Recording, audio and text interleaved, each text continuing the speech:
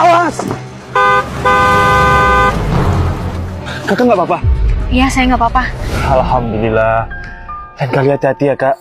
Jangan nyebrang sambil main HP.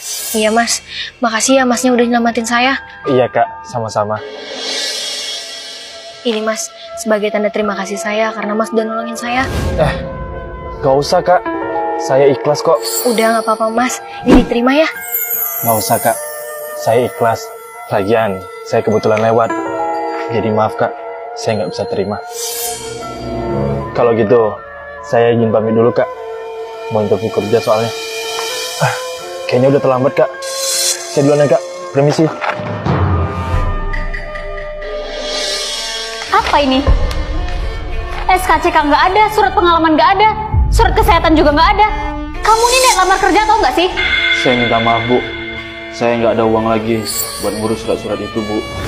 Kalau gitu ngapain kamu lamar kerja di sini? Kamu ditolak. Ambil berkas itu dan pergi dari sini. Bu, saya mohon bu. Kasih saya kesempatan bu. Saya cuma ngelamar jadi OB bu. Jadi saya kira itu nggak penting bu. Saya mohon bu. Apa? Nggak penting kamu bilang? Enak banget kamu bilang itu semua nggak penting ya? Bu, tolong bu. Kasih saya kesempatan bu. Saya janji bu. Bakal jadi karyawan yang baik bu. Masih aja kamu ini maksa-maksa ya? Udah ditolak juga. Cepet kamu pungut itu. Pungut.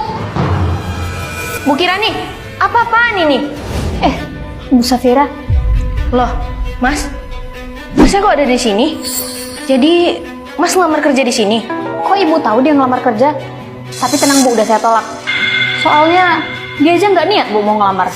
Udah lah datang telat, surat-surat nggak lengkap. Bukan gitu bu. Saya udah jelasin tadi. Kalau saya nggak ada uang buat ngurus surat-surat itu bu. Maaf bu, untuk itu saya salah. Saya kira ngelamar jadi OB nggak perlu surat itu bu. Tuh bu, ibu denger sendiri kan bu? Cukup Bu Kirani. Oke, dia memang salah.